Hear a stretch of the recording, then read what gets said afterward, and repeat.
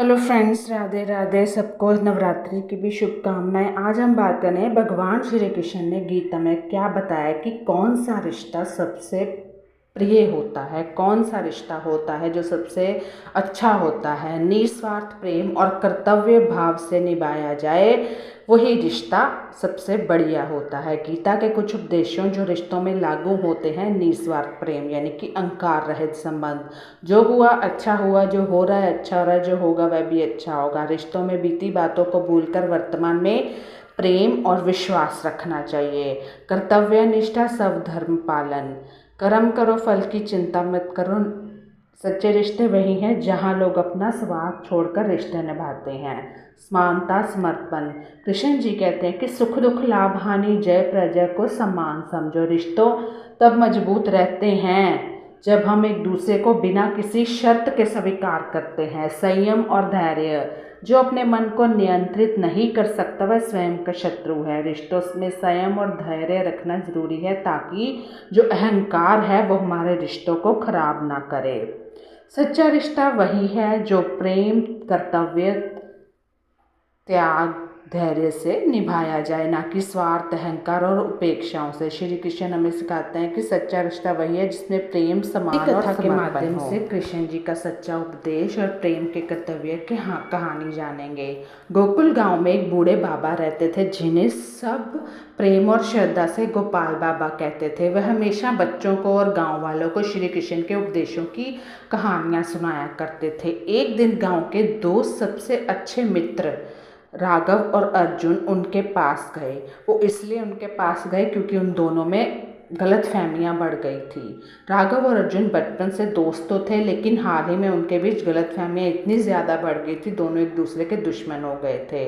अहंकार और क्रोध ने उनके रिश्ते को बिगाड़ दिया था। वे गोपाल बाबा के पास समाधान खोजने के लिए गए थे, जैसे हमारे बड़े बुजुर्ग हमें समझाते हैं।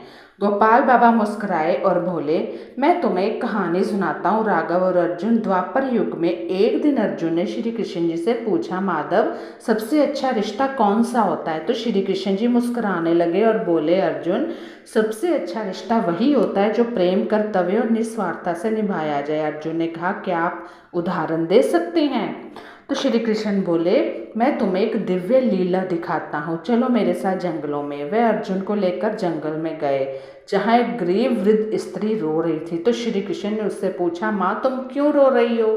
तो वृद्धा ने कहा, हे केशव, मेरा एकमात्र पुत्र मुझसे दूर चला गया। वह मुझसे प्रेम करता था, लेकिन अब अपने स्वार्थ से इतना लिप्त हो गया कि मुझे भूल गया।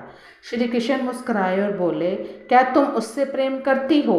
तो वृद्धा ने कहा, हाँ प्रभु, मैं आज भी उसे आशीर्वाद देती हूँ कि उसकी भलाई की कामना करती हूँ। वो भले मुझे भूल जाए लेकिन तरक्की करे, आगे बढ़े, सुख शांति उसके जीवन में रहे। तो श्री कृष्ण अर्जुन की ओर मुड़े और बोले, देखो, सच्चा रिश्ता यह नहीं कि दूसरा व्यक्ति हमें कितना मानता है, बल्कि यह कि हम बिना शर्त कितनी श्रद्धा और प्रेम रखते हैं। अर्जुन समझ गए कि रिश्तों में प्रेम और कर्तव्य सबसे महत्वपूर्ण है, ना कि स्वार्थ और अपेक्षाएं।